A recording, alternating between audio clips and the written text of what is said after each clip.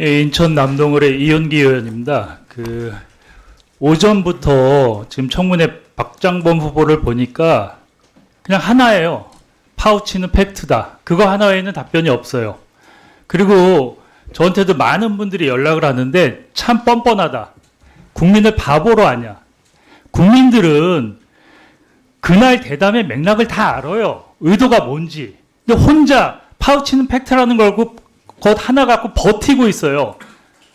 만약에 지난번에 이진숙 청문회하고 여론조사하는데 아주 안 좋게 나왔어요. 박장범 후보 더 안 좋게 나올 것 같아요. 내가 보기에. 국민들이 얼마나 지혜로운지 알아요? 국민들이 그거 맥락도 모를 것 같아요. 어떻게 그렇게 30년 동안 그런 수준으로 맥락도 모르고 기자 생활을 했어요. 지난번에 10월 25일 날 국정감사할 때 윤석열 대통령 술친구 박민 사장이 김건희 여사의 머슴을 자처하는 박장범 앵커에게 밀렸다. 이런 얘기가 많이 나왔어요. 여기 박민 사장님 앉아 계실 때.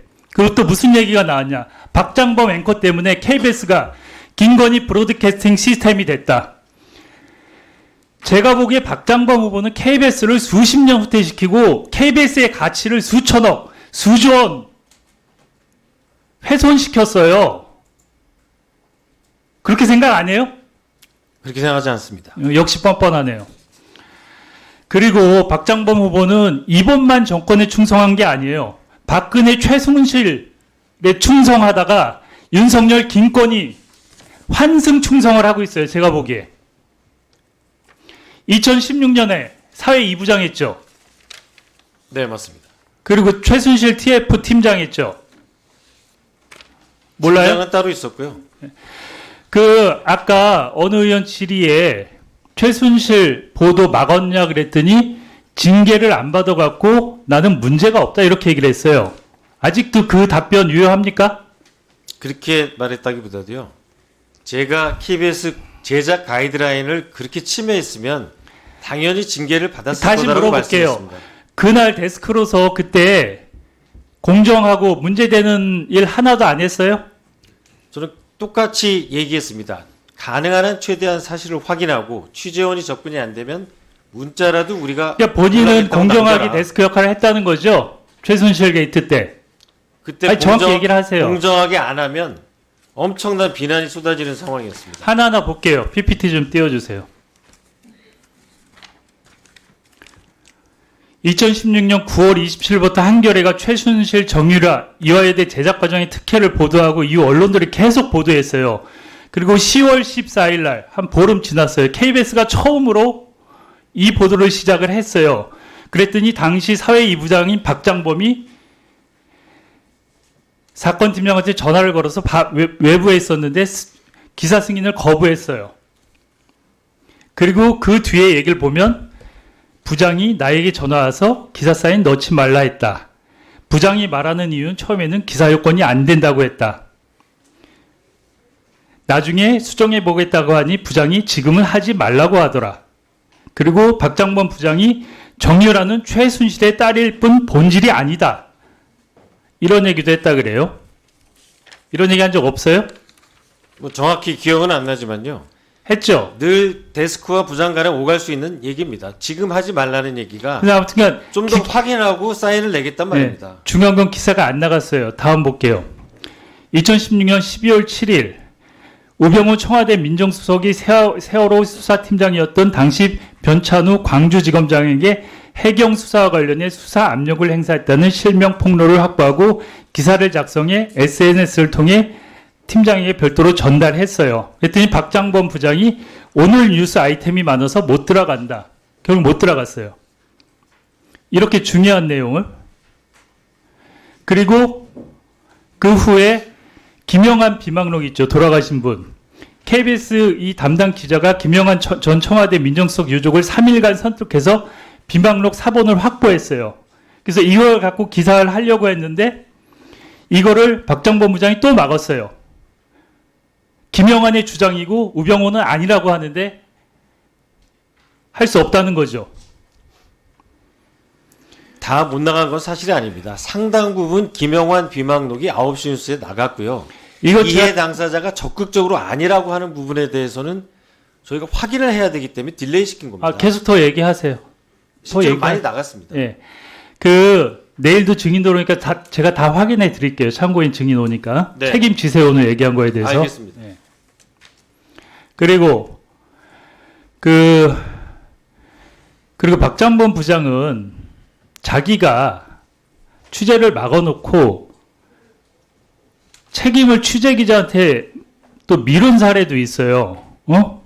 그러니까 박정범 부장이 나는 그래도 국장단이 그렇게 얘기한다며 국장단 결정이 그렇게 됐다고 진술했다가 나중에 경위서에는 기자가 적극적이지 않아서 기자가 낙종을 했다고 얘기를 해요.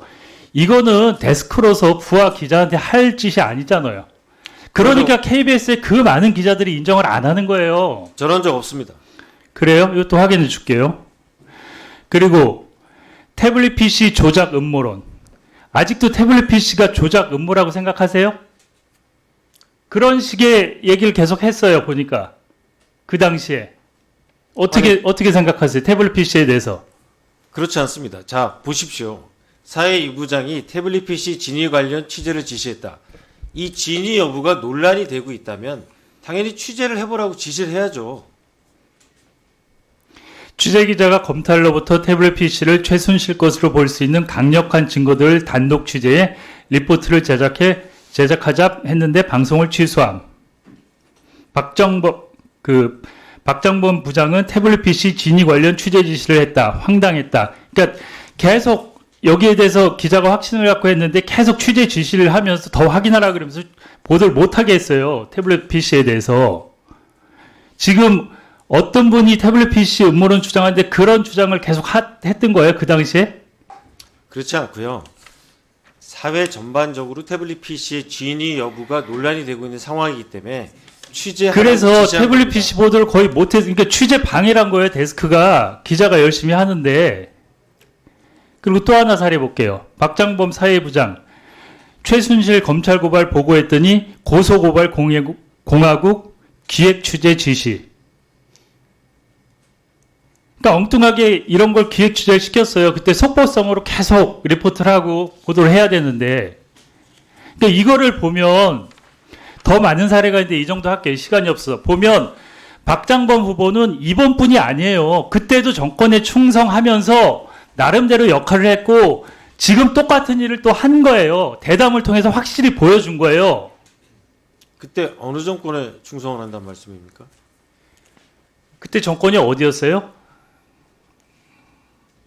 몰라요? 그때 정권이 어디였어요? 사회부장 할 때? 사회 2부장 할 때? 그 박근혜 정권에 충성한 적 없고요.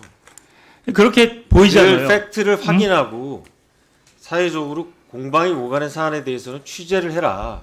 예, 됐습니다. 내일 더 확인할게요. 그리고 제가 박장범 후보를 보면서 세 가지 측면에서 전혀 자질이 안 돼요. 기자로서의 능력 전혀 없어요. 30년 기자 생활을 했는데. 두 번째, 경영자로서 자격 없어요. 세 번째, 리더십 전혀 없어요. 산무예요, 산무. 완전 부적격자예요. 첫째, 기자 생활 30년을 했는데 제가 자료 요구를 했어요. 기사상 탄 거 있냐고. 자료를 못 줘요.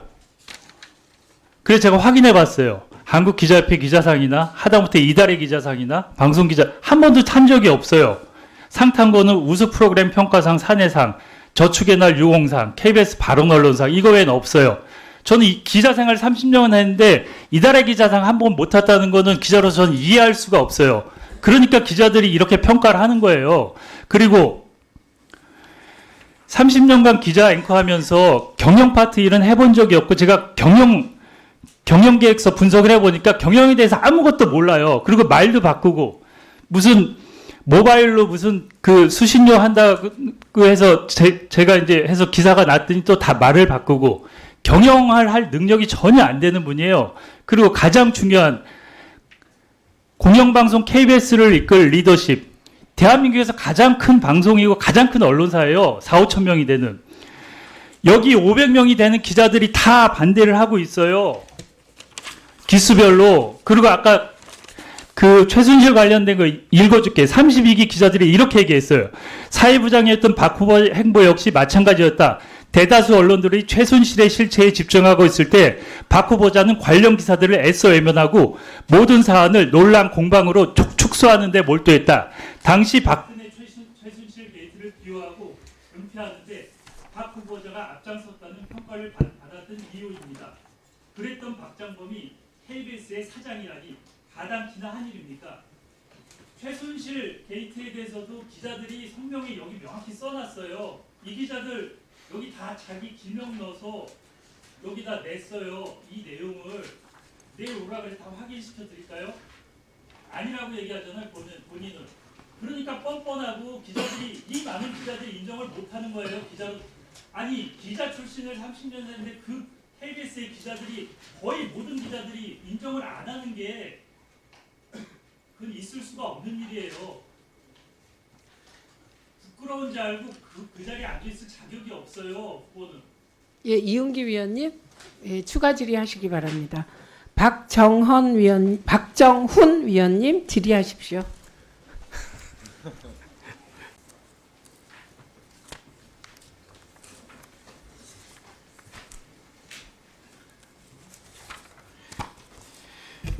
예, 아까 박장범 후보 제가 검증을 제대로 못해갖고 제가 산무 박장범이라 그랬어요. 기자로서 능력 없다. 두 번째 경영자로서 자격 없다. 리더십 없다. 하나하나 좀 얘기할게요. 제가 서면 질의를 했어요. 기자로서 자신이 취재했던 특종 3개는 무엇인가? 답변 안 줬어요. 기자로서 가장 취재했던 가장 뛰어난 리포트 3개 무엇인가? 답변 안 줬어요. 안 준 이유가 뭐죠? 뛰어난 세계 고르기가 뭐해서 안 드렸습니다. 그래서 제가 기자상 탄 걸 있는 걸 찾아봤어요. 한국 기자협회 기자상을 탄 이력이 없어요. 이달의 기자상도 한 번도 못 탔어요. 상 탔다는 건 3개 내세운 게 우수 프로 평가상, 사내, 사회 98년 저축의 날 유공, 저축 많이 하셨네.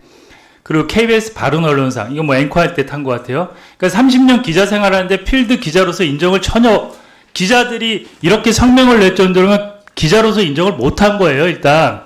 그리고 상을 받은 적도 없고, 제가 보기 기자로서 역량이 안 돼요. KBS 사장을 한다는 사람이 30년 기자를 했는데. 그리고 두 번째, 박근혜 최순실 국정농단 옹호했던 최악의 데스크. 아까 얘기했죠. 정유라 기사 보도 맡고, 우병우 세월호 수사 압력 특종 맡고, 김영환 비망록도 맡고, 여기에 대해서 본인은 아니고, 더 취재를 잘하라 그랬다는데, 여기 32기 기자들이 2016년에 10년 차였어요. 그리고 지금 거의 20년 차 기자들이에요. 성명에 아까 읽어줬죠. 사회부장이었던 박 후보자의 행보 역시 마찬가지였다. 대다수 언론들이 최순실의 실체에 집중하고 있을 때 박 후보자는 관련 기사들을 애써 외면하고 모든 사안을 논란, 공방으로 축소하는 데만 몰두했다. 당시 박근혜 최순실 게이트를 비호하고 은폐하는 데 박 후보자가 앞장섰다는 평가를 받았던 이유다. 그랬던 박장범이 KBS의 사장이라니 가당키나 한 일인가. 이게 박장범에 대한 평가예요. 기자로서의 평가. 저는 정말 자격 없다고 생각해요. 두 번째, 경영자로서 아까 비서실장 한 걸 자랑처럼 얘기하는데 여기 답변에 경영진과 조직 간 소통을 강화하는 데 중점을 뒀다 그랬어요. 비서실장 하면서. 그 시기에 KBS 고대영 사장 체제에서 비서실장 하실 때 KBS 142일 최장 파업했어요. 여기 KBS 2017년 경영평가 보고서에 보면 경영진에 대한 누적적 불신과 경영진의 소통 능력 부재가 불러온 파업, 해를 넘기면서 결국 사장 퇴진이라는 상황과 함께 종료되었다. 유일하게 경영 쪽에 일을 했다는 비서실장 할 때 최악의 상황을 만들었어요. 나 뜨겁지 않아요? 또 볼게요. 경영에 대해서 아까 최민희 위원장도 얘기하셨는데 핸드폰에 TV를 직접 수신할 수 있는 기능을 추가해서 KBS가 수신료 징수와 범위를 대폭 늘리는데 상당히 획기적인 계기가 될 것이다. 이렇게 답변을 했어요. 근데 미디어오늘에서 물어보니까 원론 수준의 아이디어였다. 그러니까 내용도 모르고 답변했다가 이렇게 답변을 했어요. KBS 3대 수입원이 뭐예요? 네, 수신료와 광고와 콘텐츠. 순서는 어떻게 돼요? 수신료 수입이 제일 많고요. 그 다음에 콘텐츠 판매 수입이고 그 다음에 세 번째가 광고입니다. 그 지금 그 IPTV하고 무슨 그 수신료에 대해서 뭐 협조를 한다 뭐 이런 식으로 했어요. KBS 지금 재송신료하고 수신료하고 극과 극에 있는 거예요. 알아요? 네. 그게 협조가 돼요? 그거를 건드리면 KBS는 이중징수한다고 반발을 사는 내용이에요. 그걸 자랑이라고 여기 경영계획에 썼어요. 머스트 캐리 하죠, KBS.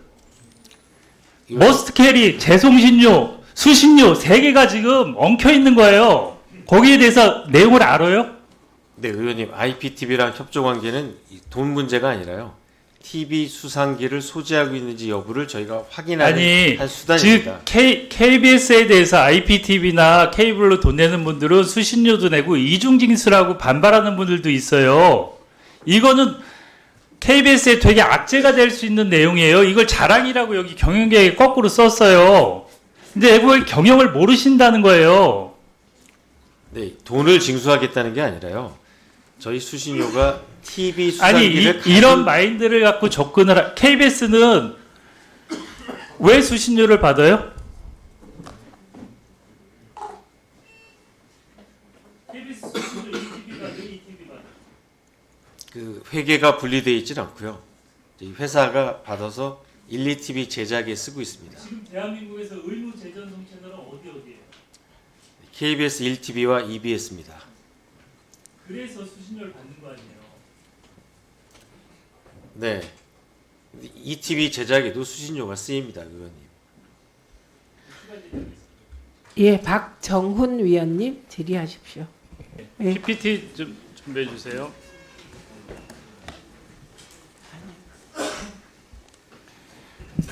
박 후보, 그 아까 우병우 세월호 수사 압력 이게 특종인데 그 사회 2부장 하면서 오늘 뉴스 아이템 못 들어간다 그래갖고 9일 뒤에 SBS가 단독 보도를 했어요. 그 기자가 특종을 했는데 낙종을 시켰어. 이 기자한테 사과했어요? 사과 안 했으면 지금이라도 사과할래요?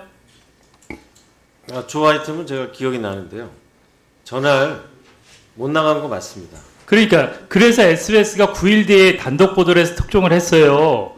그러니까 데스크루스의 능력감이 없든지 의도적인지 둘 중에 하나 잘못한 거 아니에요. 이 기자한테 사과 좀 하실 의향 있으세요? 네, 저 부분은 제가 좀 미안하다고 생각합니다. 근데 아까 다 인정을 안 하는데 내가 보기에 다 문제가 있어요.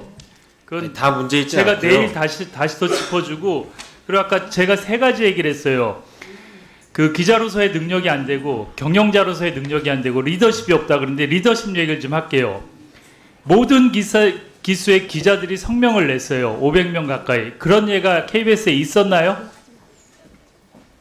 없었죠?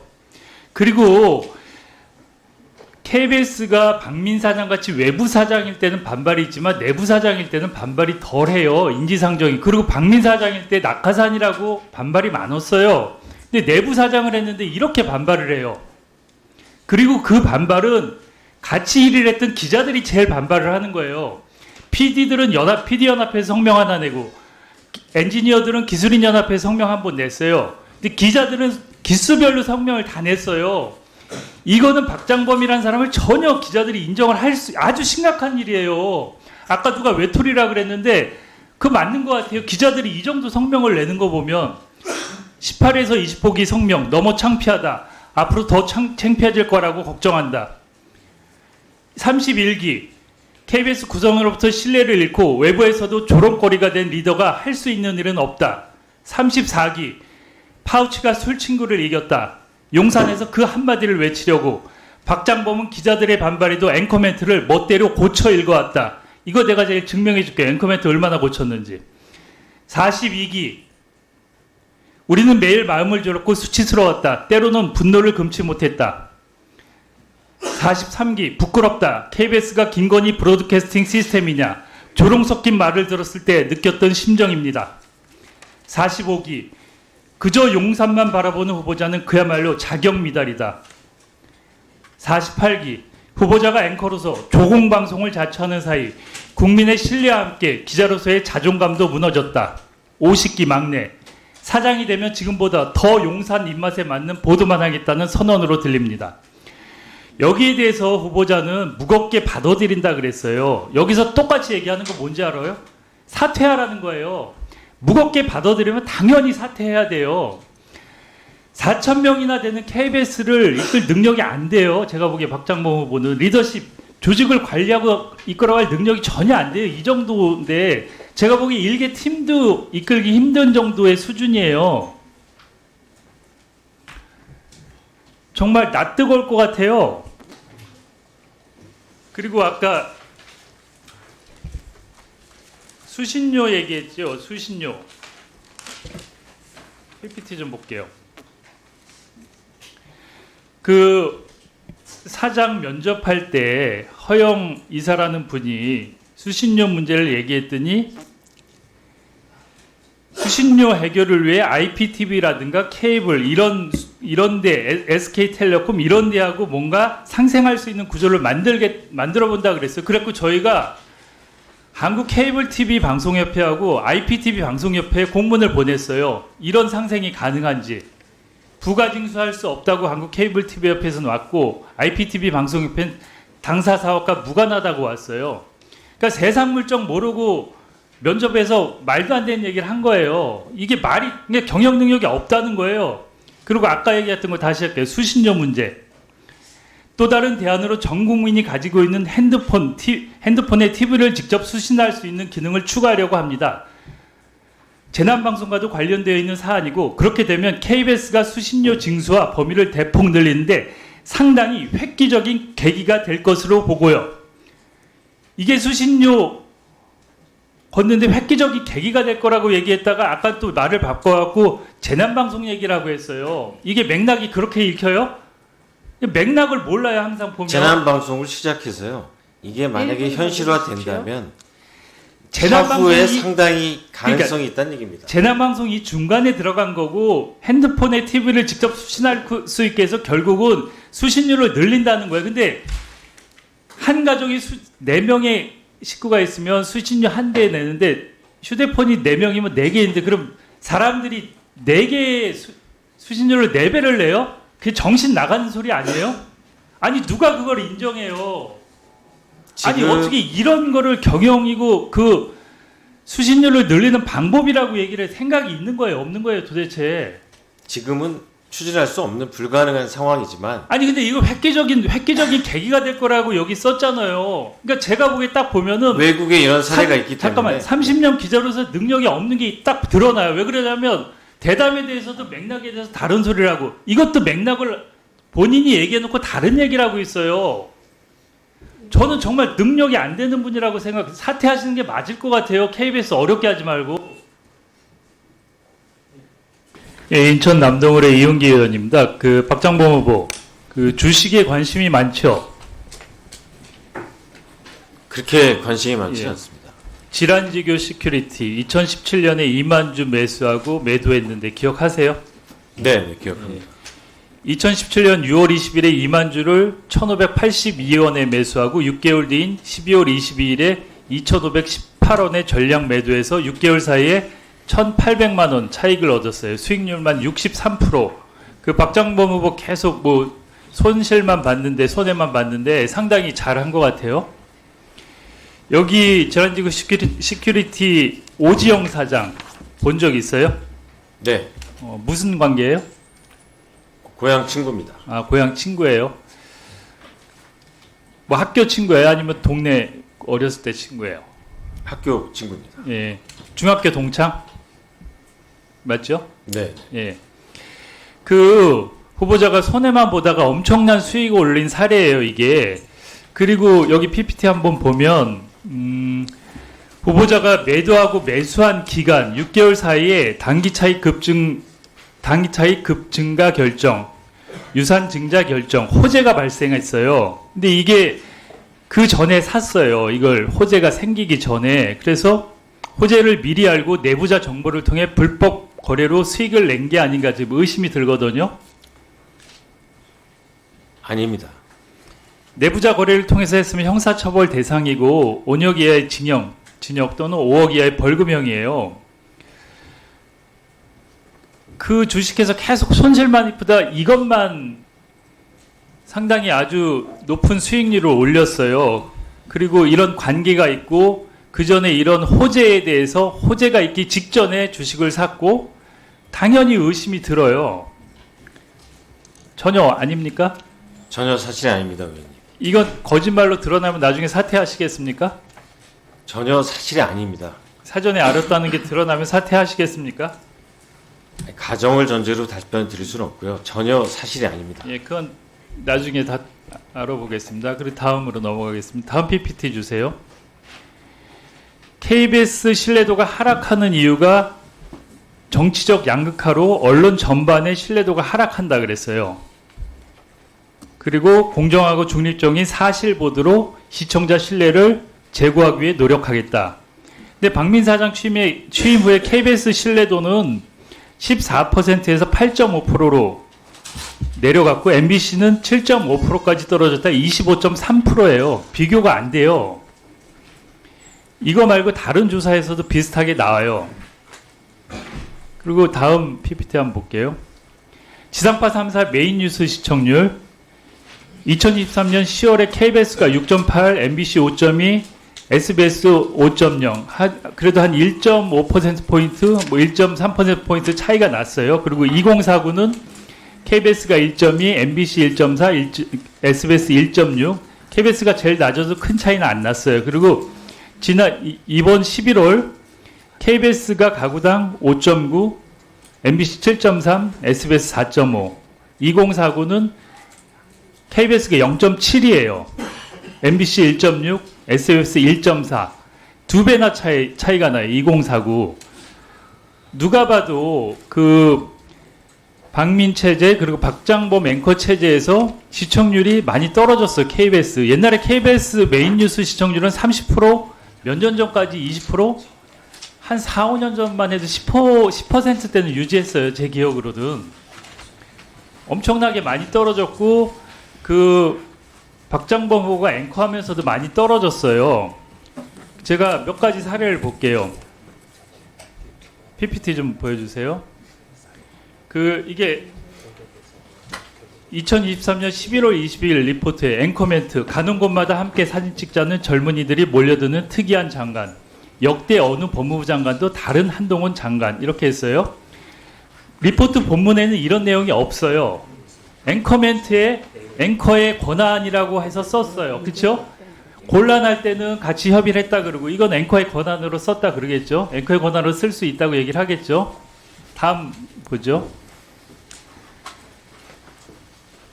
이거는 중소사업장 중대대업법 유예 처리 불발인데 취재부서 작성 원고는 객관적 팩트에 의해서 서술하는데 박장범 앵커는 앵커 멘트에 민주당 책임론으로 앵커 멘트를 썼어요. 본문엔 이런 내용이 없어요. 다음 거 볼게요.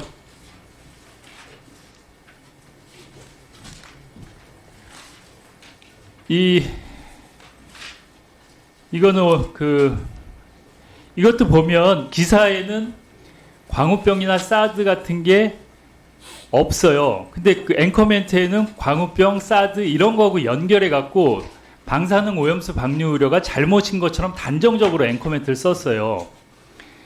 박장범 사장한테 문제가 있다는 건 기자들이 계속 여기 기수별 성명에도 이런 내용이 다 나와요. 내가 쓴 기사 리포트 본문에는 없는 내용이 앵커 멘트에 있다.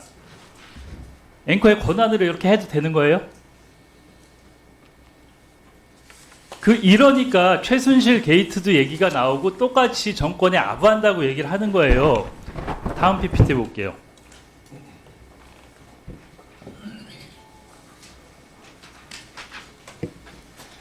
어제 제가 다음 PPT요. 최순실 게이트 관련해서 몇 가지 지적을 했어요. 그 사회 위부장 시절에 정유라 리포트,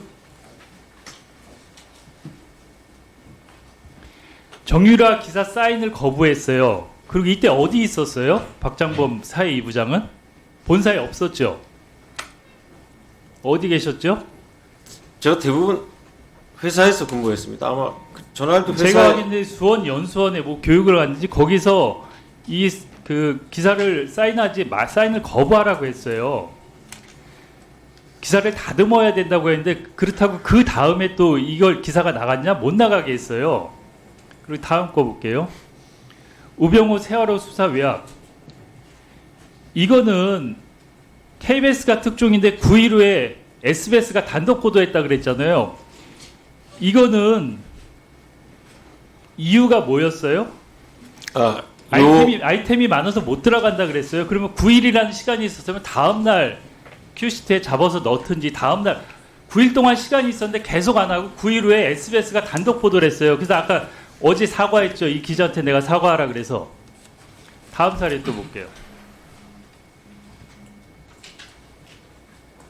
그리고 사회 2부장 시절에 우병우 관련 기사는 당시 사회 2부장 때 방송에서 KBS 전혀 못 나갔어요. 팀장조차 부장의 논리가 합리적이지 않다고 봤기 때문에 많이 싸웠고, 그리고 의원님 전혀 못 나가진 않고요. 많이 거의 나갔습니다. 못 나가나요? 거의 제법 나갔습니다, 의원님. 제법. 아이템을 올린 대로 다 나갈 수는 없지 않습니까? 그러니까 그리고 기자가 뭐라 그랬냐면 기사가 나가지 못하도록 딴죽을 건 차원이 가까웠다. 뭐 이 정도의 표현을 했어요. 그리고 다음 거 볼게요. 그리고 태블릿 PC 관련해서는 처음에 KBS가 단독 보도했어요. 이게 최순실 것이 맞다고. 근데 그때는 리포트를 안 내보내고 그 후에 태블릿 PC가 음모가 있다는 식으로 계속 취재 지시를 했어요. 그러니까 그 취재 기자는 태블릿 PC에서 여러 가지가 나와서 후속 보도가 계속 하면서 보도 경쟁이 이어지고 있는데 너는 태블릿 PC가 진위가 아닌지 취재를 계속하라고 시켜갖고 엄청나게 기자가 스트레스를 받았어요. 그리고 태블릿 PC 안에 있는 내용 보도는 하나도 안 하고 이거는 의도적으로 이걸 막은 거 아니에요. 사회 부장하면서. 제가 몇 가지 사례를 얘기했는데 데스크로서 이런 역할을 한 거예요. 이게 대담하고 똑같은 거예요. 파우치 그 대담이 연결이 되는 거예요. 과거에도 박장범은 이렇게 한 거예요. 하루아침에 박장범이 그런 대담을 한 게 아니에요. 원래 그런 사람이었고 그래서 모든 기수에 500명이나 되는 기자들이 사장이 되면 안 된다고 얘기를 하는 거예요. 그렇지 않아요? 얘기해 보세요. 네, 의원님. 파우치가 말씀드렸듯이 사안을 축소하려는 의도를 가지고 제가 그 용어를 쓴 거 아닙니다. 아니, 그만하세요. 파우치 얘기하면 또 그 얘기하시니까 그만하시고. 그것과 마찬가지로 네, 잠깐 좀 중지시켜 주세요. 예. 네, 중지하세요. 그 이영일 노사협력 주간 잠깐 나와주시겠어요? 예. 거기서 걷는다. 박장범 후보가 이사회에서 최종 사장 후보가 될 거라는 사실을 언제 아셨어요? 저는 이사회 표열 끝나고 나중에 알았습니다. 나중에 알았습니까? 예. 그 전에 얘기가 사내에서 돌지 않았습니까? 저는 아무것도 몰랐습니다. 박민 사장이 이사회 전날 10월 22일 날 포금을 했다는데 알고 계세요? 모릅니다. 다음 날이 면접 날인데 포금을 했어요. 모릅니다. 모르세요?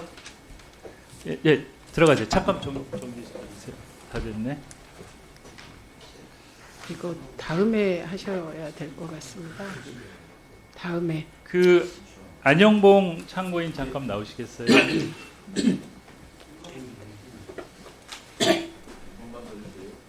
안 됩니다. 혹시 사전에 그 박장범 후보가 내정됐다는 얘기 누구한테 들은 적 있으세요?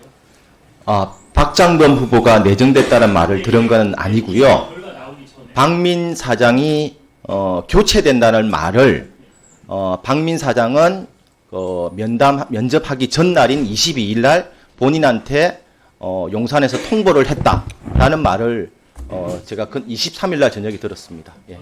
네. 이영일 노사주관한테 들었습니다. 예. 저는 그런 얘기 한 적이 없습니다. 중요한 걸. 위원장님, 죄송하지만 혹시 제가 발언할 게 하나. 근데 뭐에 대해서 발언하실 거죠? 방금 이 의원님이 말씀하신 이거는 다른 위원님들도 질의하시리라고 생각하기 때문에 그때 질의 아니, 답변 주식 기회가 투자 있을 것 같습니다. 예. 그 관련된 질의가 계속 나올 것 같습니다. 그 알겠습니다. 이윤기 위원님, 이 관련 답변을 듣겠습니까? 예, 나중에 또 하신답니다. 박정훈 위원님 질의하십시오. 박장범 후보 한 달 전에 사장 준비했다는데 한 달이 지금 시점부터 한 달이에요? 언제부터 한 달이에요? 네, 경영 계획서 쓰기 시작한 게 한 달 전이고요. 그러면 정확히 언제죠, 그게? 그래서 9월 중순 정도 되는 것 9월 같습니다. 중순이요. 네. 예, 예. 혼자 판단한 거예요? 네, 혼자 판단했습니다. 제가 경영계획서를 보니까 준비는 정말 안 돼 있어요. 어제 제가 지적한 핸드폰에 TV 넣어서 수신료 징수, 4인 가족은 4배 낸다, 정신 나간 얘기다, 이런 기사 막 나오고 있어요. 지금 전 국민의 웃음거리가 되고 있어요. 후보의 이 내용이 기사 나고 정신 나간 이야기라 제목이 이렇게 뽑혀요, 지금. 올해 KBS 예상 적자가 얼마라 그랬죠?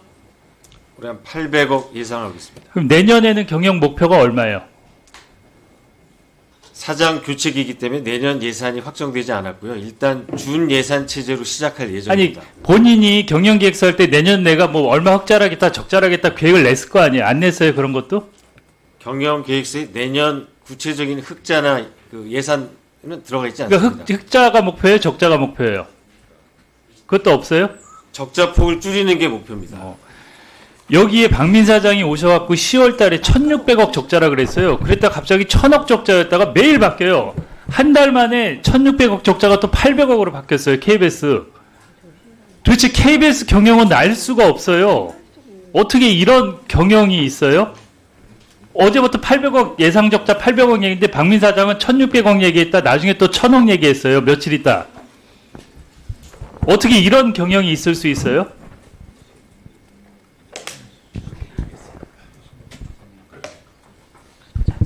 아니 사장 후보가 돼서 이 위기인데 내년에 내가 경영 목표가 뭐고 얼마나 흑자를 달성할 이런 목표를 안 냈다는 게 전 이해가 안 가는데요.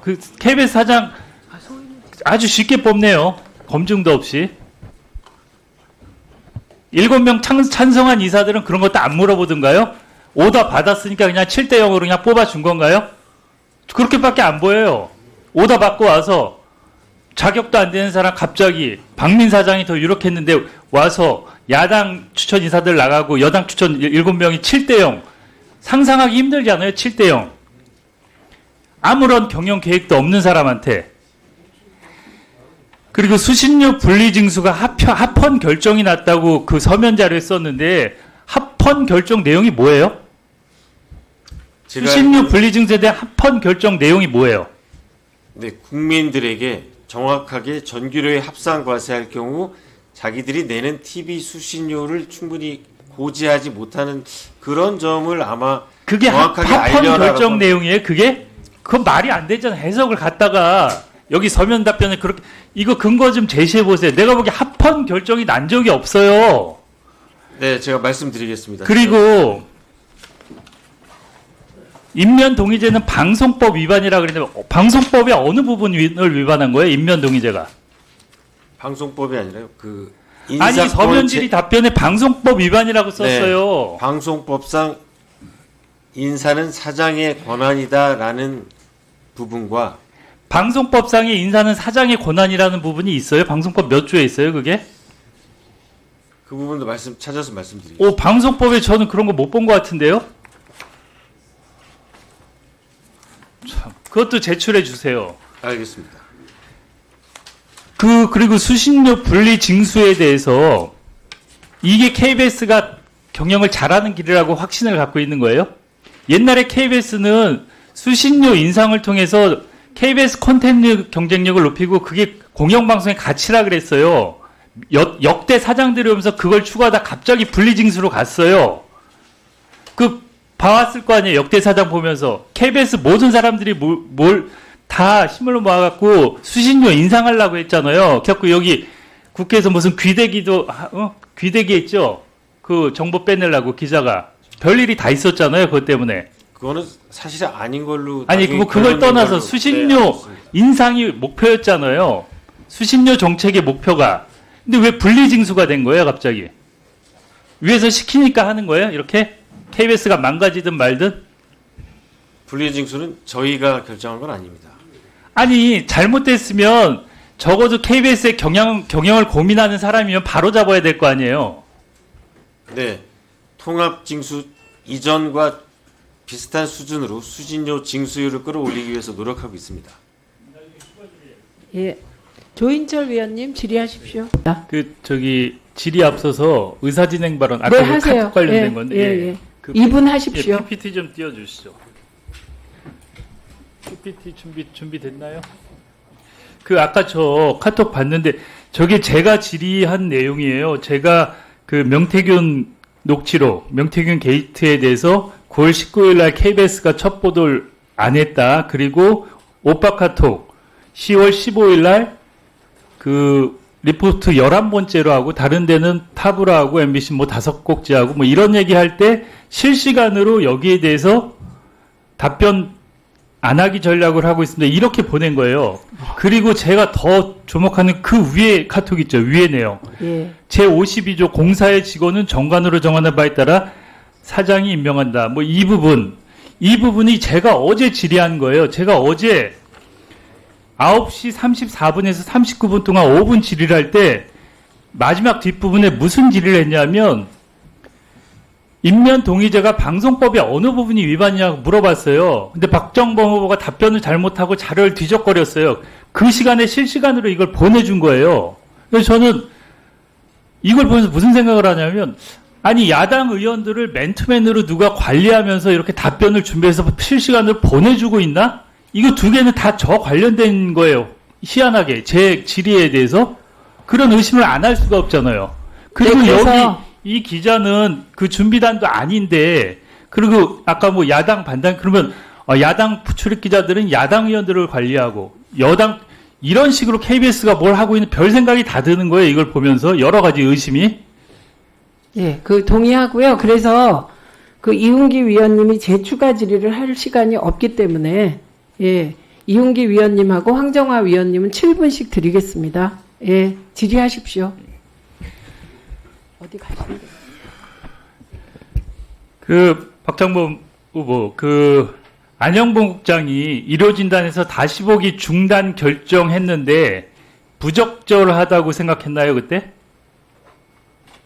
네, 그러면서 2023년 7월 6일인데 제작 실무자의 권리를 짓밟는 폭거에 분노한다. 이런 글을 올렸어요. 그렇죠?